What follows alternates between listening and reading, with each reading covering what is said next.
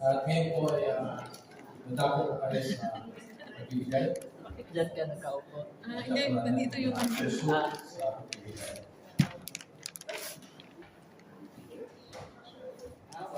Ate Susan, how are you? Let us open our Bible in 2 Corinthians chapter 9, 6 to 7. Allow me to read po. Remember this, whoever sows sparingly will also reap sparingly, and whoever sows generously will also reap generously. Each of you should give what you have decided in your heart to give, not reluctantly or under compulsion, for God loves a cheerful giver. Amen.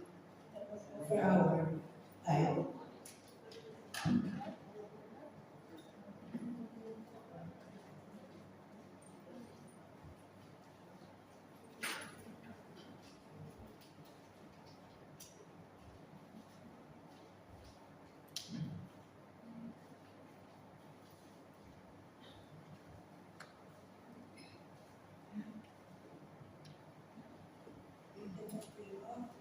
And that Father, thank you po Panginoon sa inyong biyaya sa amin sa araw-araw workers. Thank you Lord sa aming mga trabaho, Panginoon, na nagiging daanan ninyong grasya, Panginoon. Lord, we continue to pray for our companies that we work for, Lord God, na patuloy po silang bless, Lord God. Lord, we also pray for each and every one, Lord God, kami po ay makapagbigay ng aming kahit sa offering every time, Lord God, ibalik po namin ang blessing na binibigay niyo po sa amin, Panginoon. Lord, for our brethren who wala pong work, Lord God, we pray for them, Lord God, that they will be blessed with a job, Lord God, na inyong magiging dami yung with all this we pray in Jesus' name, amen.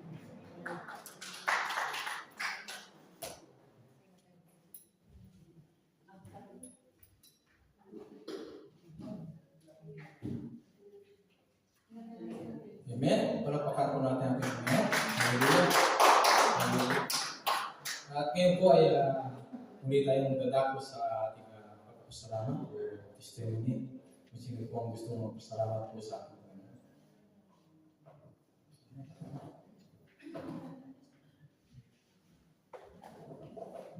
Amen. Praise the Lord po. Good evening sa bawat isa. So, puli po ang Panginoon. First, ang aking bakasyon. Nag-start kahapon. So, glory to God.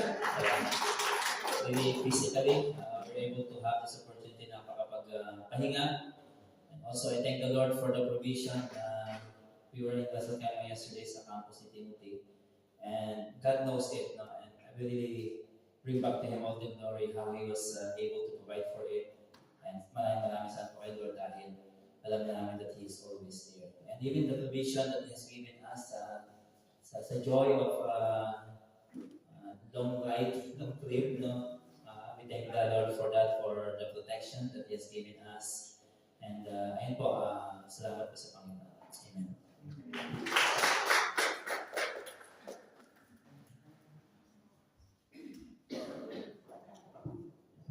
Po. Hindi po, huwag natin po yung maya.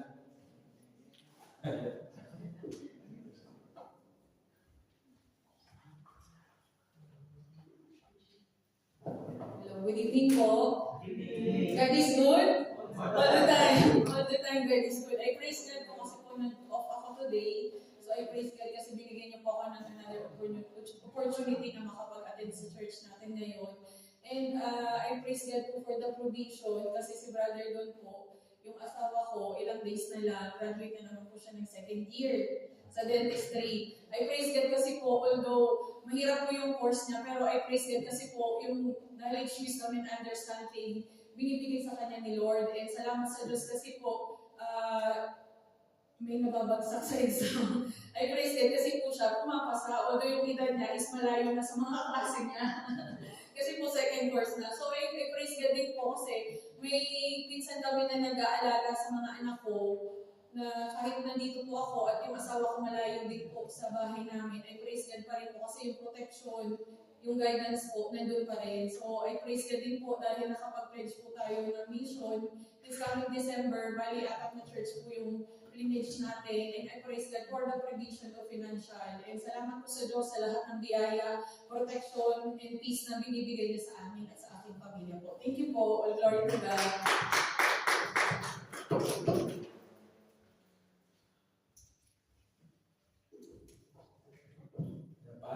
Ano ba po?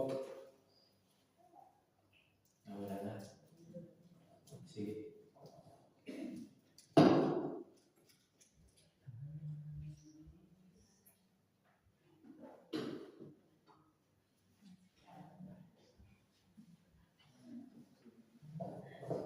Salamat po rin po ating Panginoon at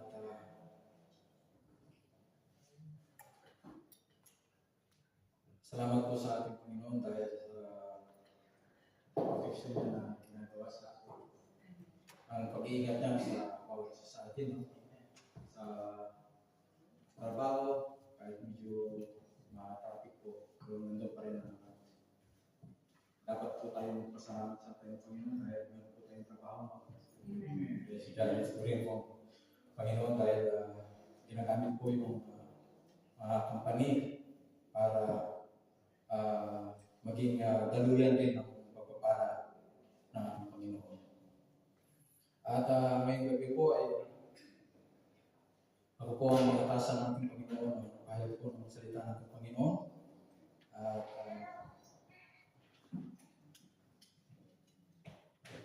praise God. Tayo po ay manalangin muna bago po magsimula. Hallelujah, Panginoon God. Kami, O Lord, ay ako po naman ay patuloy ka na nagpupulit o papasalamat muli po niyo sa inyo, Lord God, sa gabi ito. Tunay mo po, Panginoon God, na ako, Panginoon, ang kong gagamitin upang mapahayag, Panginoon, ang iyong mga salita. Hiling ko, Panginoon God, na ang Banal na Espiritu ang siyang magtuturo sa akin.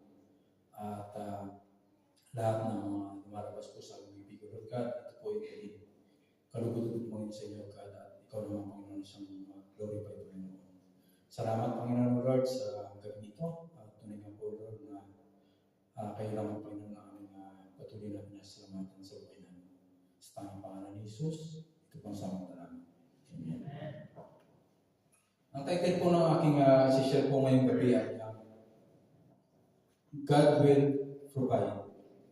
Praise God. Amen. Naranasan na po ba ninyo na kayo ay nawala, ngunit ang Diyos ay hindi nagpabaya? Natutukso ka bang nagdududa sa probisyon ng Diyos sa atin? Nakakaramdam ka ba ng takot sa future natin? Tungkol sa mangyayari sa iyong pinansyal na kalagayan. Nag-iisip ka ba na makakabayad ka pa ng mga loan mo? O hindi kaya sa mga bills natin? O nag-aalala ka na baka mahatak ng bangko yung hinulungan sa sakyan?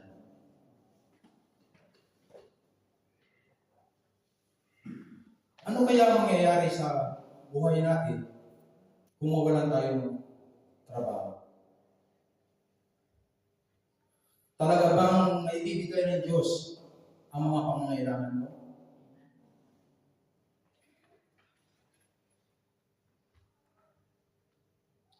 Yun po ang apat na provision po na ibibigay ng Diyos sa atin. Ang Diyos po ang pinagmula ng lahat ng bagay dito sa mundo. Nakikita man natin o hindi. Una po, everything is a gift from God.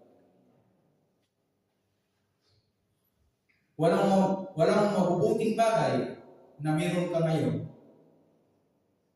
na nakukuha mo sa sarili mong galing at lakas. Lahat ng yan ay regalo sa atin ng Diyos. Kung hindi gusto ng Diyos na ibigay sa iyo yan, hindi mo yan makakamtan. Sinabi sa James 1 verse 17, lahat ng mabubuting angkop na kaloob ay nanggagaling sa Diyos, na siyang lumikha ng mga bagay sa langit, na nagbibigay liwanag, at kahit pabago-bago at paiba-iba ang anyo ng anino ng mga ito, ang Diyos ay hindi nagbabago. Hindi sinabi dito na ilang mabubuting bagay ang ibibigay ng Diyos sa atin, kundi lahat. Ang hindi lamang niya ibibigay ng Diyos sa atin, yung mga bagay na makakasama sa iyo. Kasi nga, ang sabi, ang mabubuti at angkop ang ibibigay niya sa atin. Ang ibibigay niya sa atin. So, ang ibig sabihin, kung hindi galing sa Kanya, kapag ang isang bagay ay nakukuha mo sa pilit o sa sarili mong diskarte, ay magdudulot siya ng kapighatian sa iyo. At mapapatunayan po natin yan.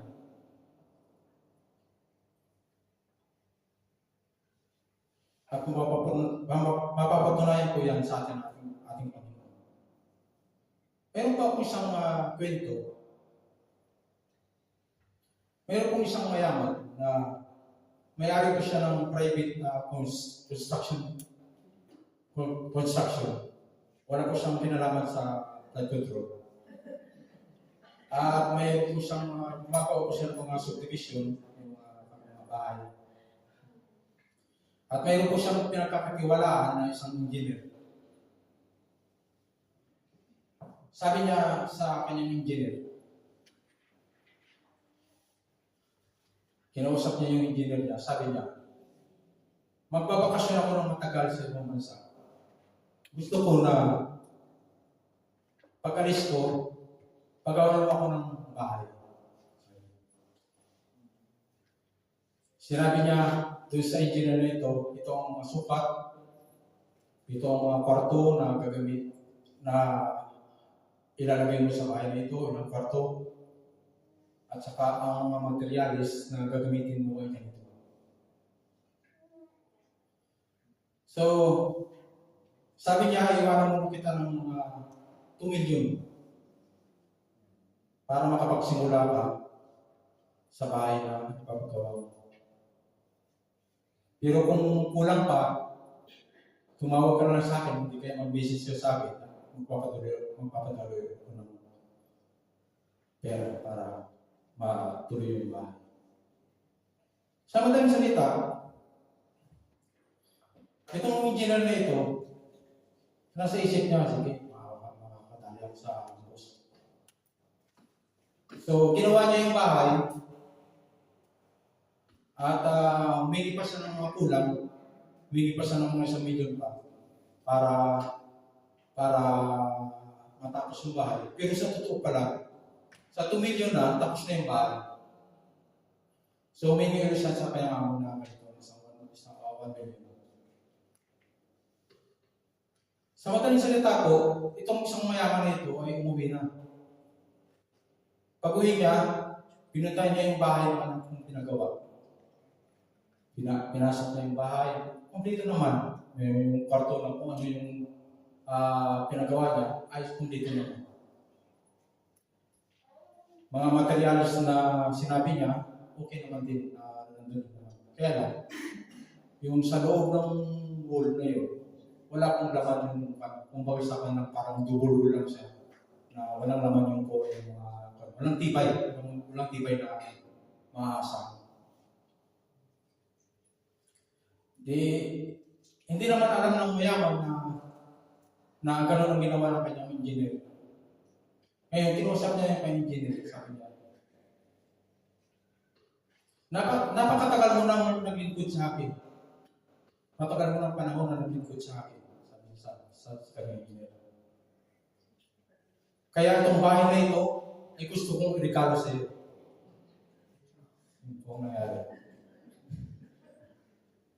Ngayon po, nandun po yung pagsisisi niya, no? Siyempre kung alam lang niya na ibibigay para sa kanya yung bahay na yun, hindi niya yung kanyang bahay na yun, hindi niya yung ibig sabihin talagang dapat tinibayan na niya. Ganun po yung story na yun. Ibinigay niya, niregalo pala ng amo niya sa kanya dahil sa tagal niya ng servisyo sa kanya. Pero ganun pa rin dinaya pa niya ng kanyang dinaya pa niya ang kanyang amo. Alam niyo po, nakakalungkot. Dahil kadalasan ay gumagawa tayo ng pinagkikitaan sa maling paraan. Kaya ang mga bagay na natatanggap natin ay mayroong mga diferensya. At hindi nakapagbibigay satisfaction sa atin. Subalit kapag ang Diyos ay nagbigay sa iyo, dahil ginawa mo ang mga bagay sa paraan na gusto niya,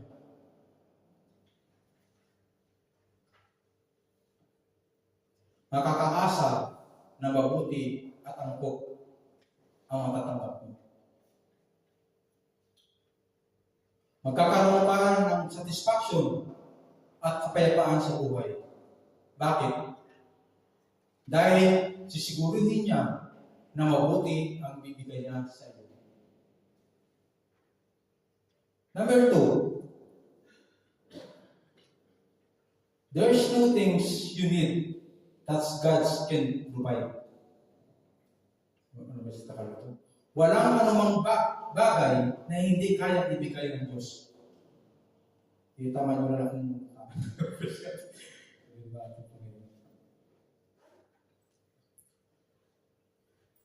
hindi mo alam kung ano-ano ang kailangan mo sa susunod na buwan. Pero kahit ano pa man ito, ay kaya ng Diyos na ibigay sa iyo.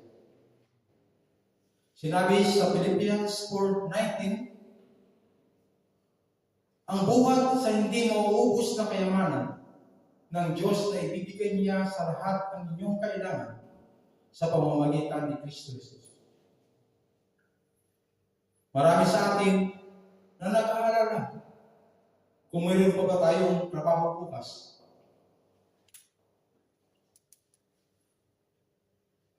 Nakakapayat pa ba tayo sa mga upa natin sa bahay?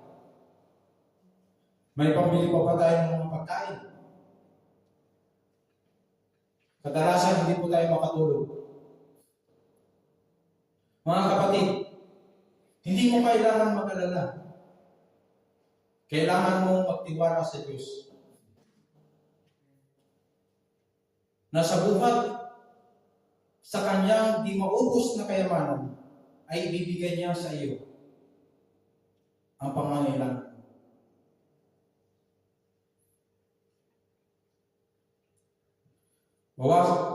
Basahin mo at mahawakan mo ang kanyang mga salita, ang kanyang mga pangako.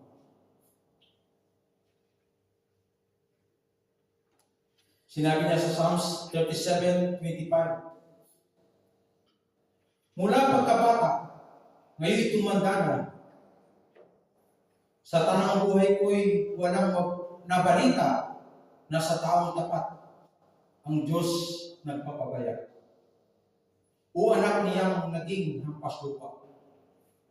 Kung tapat po tayo sa ating Panginoon, talagang hindi po tayo kukulang ng ating Panginoon. Napakaganda ang katotohanan ito. Na hindi hahayaan ng Diyos na magutom ang mga taong tapat sa Kanya. Mga taong patuloy na gumagawa ng tama sa mata ng Diyos. Kahit mahirap, dahil ito ang pagpapakita sa Diyos ng pagtitiwala.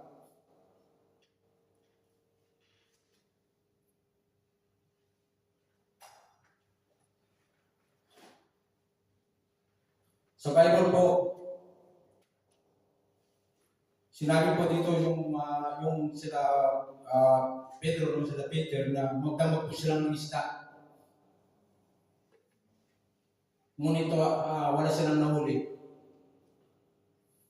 Ngunit sinabi ng Diyos sa kanila na sige, magpalaot ulit kayo at ihagis niyo ang inyong lambat. Naisip ni Peter, no? Naisip ni Peter na bakit matagal na siyang mangingisda pero alam niya kung ano yung mga maraming isda o wala. Parang nag-aalinlangan pa siya na sumunod sa ating Panginoon. Dahil siguro yung mga bata pa sila ay marunong silang mangisda. No? Tapos yung ating Panginoon ay utusan na sila na ihagis ng lambat. Pero sumagot si Simon, no? Pedro, sumagot si Simon, Guro, magdamag po kaming nagpakod, ngunit wala kaming mahuli. Ngunit dahil sa sinabi ninyo, ihulog ko ang lambat.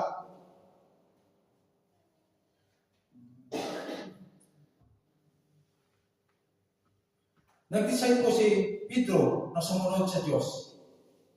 Ipagkatiwala ang maging resulta. Sinabi sa sunod na verses, sa Luke 5 verse 6, ganun nga ang ginawa nila.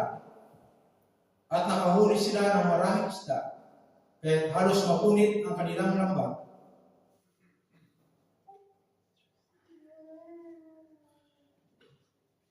Ano po ang mangyayari sa akin kung tumanggi po si Peter, no? Sa ating Panginoon?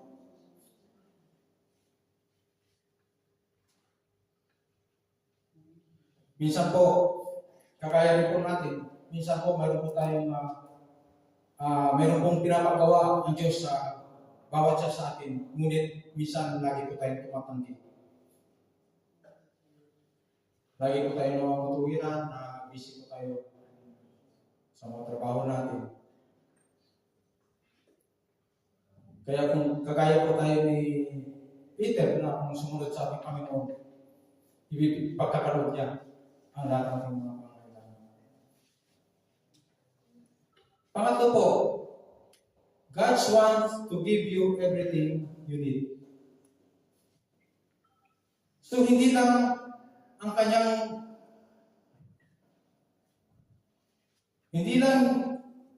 niya kaya ibibigay ang pangangailangan natin.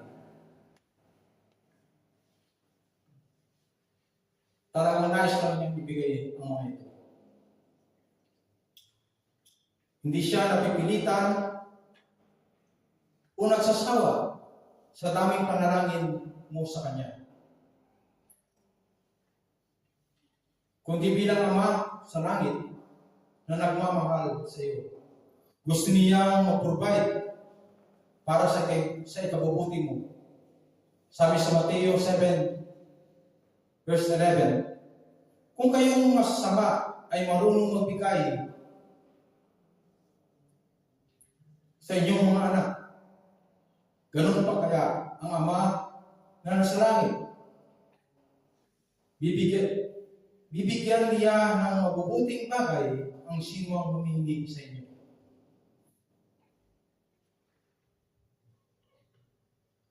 Ang Panginoon, hindi po siya tumatanggi sa lahat ng mga pangangailangan natin. Depende lang po sa ating kung ikabubuti po ng bawat isa sa atin. Pang-apat, He's waiting on you. Kung may pangangailangan ka,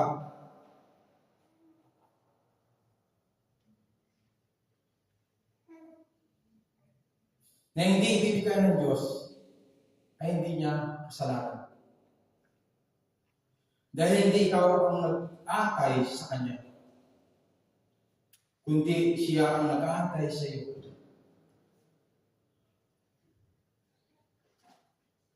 Ang problema, di dahil sa ayaw ng Diyos na ibigay ang mga pangangailangan mo, Dahil nakakalimutan mong tumawag sa Kanya. Sinabi nga niya sa James 4 verse 2, mayroon kayong minimiti, ngunit hindi ninyo makakamtan. Kaya papatay kayo kung kailangan. Mapapasa inyo lamang yun. May mga bagay na gusto nyo, ngunit hindi ninyo maangkin. Kaya kayo ay nagkakamali at naglalaban-laban. Hindi ninyo makakamtan ang inyong minimiti dahil hindi kayo humihingi sa Diyos.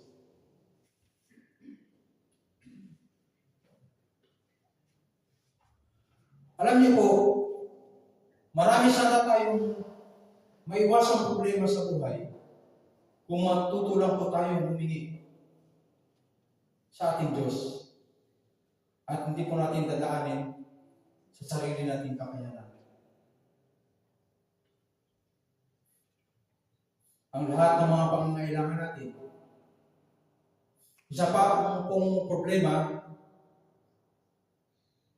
sa halip na tayo ay lumapit sa Diyos, pero saan po tayo lumalapit?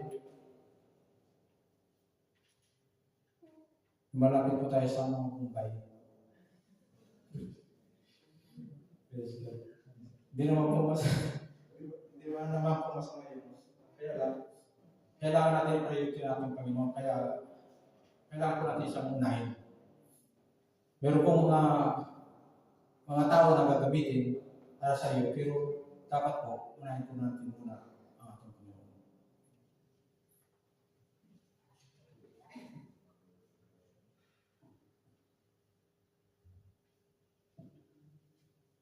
Minsan po, meron tayong mga ginagawa na hindi kalugod-lugod sa Diyos. Naninira po tayo ng kapwa para lang makamtan natin ang gusto natin. Kaya nga sa verse nating pinasa sa James 4 verse 2, kaya papatay kayo kung kailangan, mapapasa inyo lamang yun. Magkakapatid, nag-aaway sa mga mana. Dapat po tayong matutong magtiwala sa Diyos.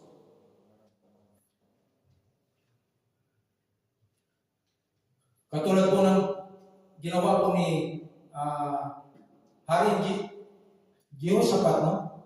Nung dumating po ang mabigat na pagsubok sa kanila, nakayuno sila at nanalangin at humingi ng guidance sa Diyos.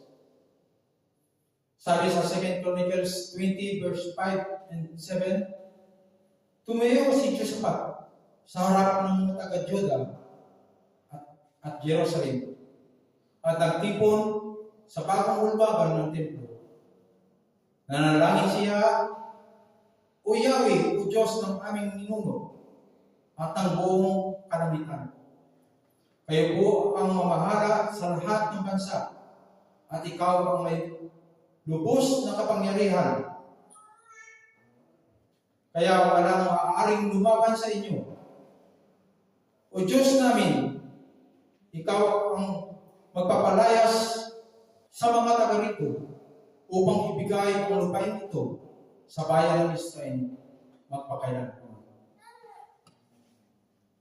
Kinilala ni Jehoshaphat ang kapangyarihan ng Diyos at pinaalala dito na siya ay nagligtas noon at ngayon. At ngayon nga hiling niya na iligtas muli sila.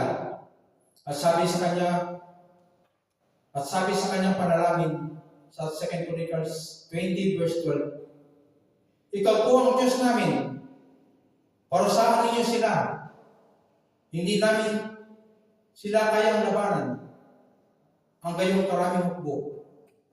Hindi po namin alam ang aming gagawin, sa inyo lamang kami umaasa. Kaya nga po mga kapatid, ipagkatiwala po natin sa Diyos ang mga pangangailangan natin.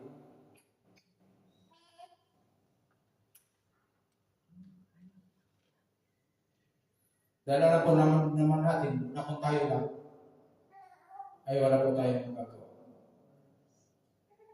Sa Diyos po tayo umasa dahil meron po tayong pasiguraduhan na lahat ng ating mga pangangailangan siya ang patuloy na mag-provide sa mga pangangailangan.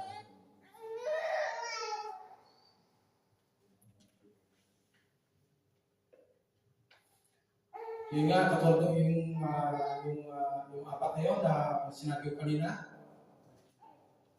Everything is a gift from God. There's no things to need God's can provide. God's want to give you everything you need.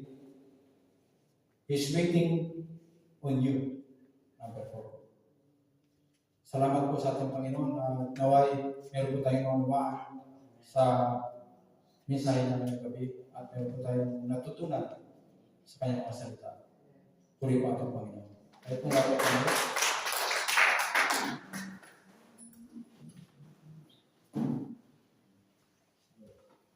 Sa ito yung natin. Hallelujah Lord. Hallelujah Panginoon God. Salamat po ni Panginoon God sa gabi nito. At tunay nga po Lord God na salamat Panginoon sa inyong pong mga salita na sinabi mo Panginoon God na kayo Panginoon Lord patuloy God na mag-provide Panginoon ng mga pangangailangan Panginoon ng bawat isa sa amin Panginoon. Patuloy mo kayo Panginoon na turuan na sumunod po sa inyo God. Magtiwala naman sa inyo Lord. Dahil alam po namin Panginoon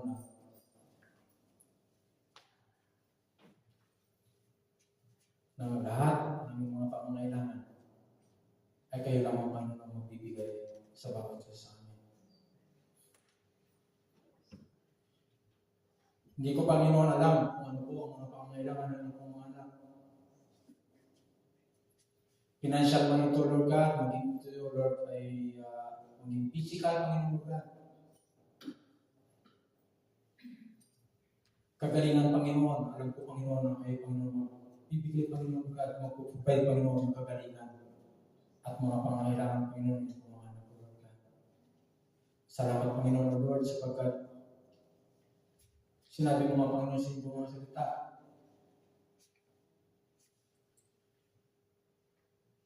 Wala pang tao tapat sa iyo Panginoon na naghihirap Panginoon. Kayo Panginoon Lord ang patuloy na nagbibigay, nagpuprovide Panginoon sa mga pangangailangan ng mga anak. Thank you Panginoon Lord sa gabi nito at nawa Lord God ay maging rimas sa aming mga puso ang aming pong mga narinig Panginoon ng mga salita ng Panginoon sa gabi nito. Napakabuti mo Panginoon sa bawat isa sa amin at tunay nga po God na hindi na kami pinawabayaan. Tunay nga po Panginoon na laging sapat ang pinagkakaloob ng Panginoon sa inyong mga anak. Salamat Panginoon Lord sa gabi nito at salamat po sa bawat isa na nandito na nagbigay ng oras Panginoon upang purihin ka upang makinig ang inyong mga salita. Natalagin po namin Panginoon ang pagpalain mo Lord ang bawat isa sa amin. Ngayon sa mga kapatid po namin hindi po namin kasama sa lugar nito. Patuloy mo silang ingatan at patuloy mo silang pagpalain. Thank you, Panginoon, sa gabi nito. At kami po ay malapit na sa aming pag-uwi. Ay patuloy mo kaming ingatan. Patuloy mo kaming kabayan ng Lord. Maging sa pagtulog po namin, Lord God, bigyan kami Panginoon ng kapahingahan. Kapahingahan, Panginoon, ang muna sa inyo, Lord. At nilig po namin, Panginoon, na miskin kami kinabukasan. At bigyan kami ng panibagong lakas. Panibagong buhay na nagmumula kami sa inyo, Lord. Sa mga trabaho namin, Panginoon, patuloy mo kayong pangunahan, Lord God. At dinadalangin po namin, Panginoon, Lord, na lahat po namin ang gagawin, Panginoon, Lord God, ay inyong pagpalain. At hindi po namin, Panginoon, na lahat po namin ginagawa, Lord God, ay kayo lamang, Panginoon, sa mga Lord God. Tuloy ka namin pupuri, pinasalamatan. Sa tamang pangalan ng Jesus, ito namin namin. Amen. Parating tayo naman. Mga kapatid, surunin ninyong lahat ang pagpapala ng ating Panginoong Jesucristo sa isang Diyos ating kapamigtas sa pamamagitan ni Jesucristo ang Panginoon natin. Sa Kanyang kapurihan, karangalan, katikalan at kapangyarihan mula pa ng una, ngayon at magpakailan pa man. Sa ngalan ng Ama, ng Anak at ng Espiritu Santo. Amen.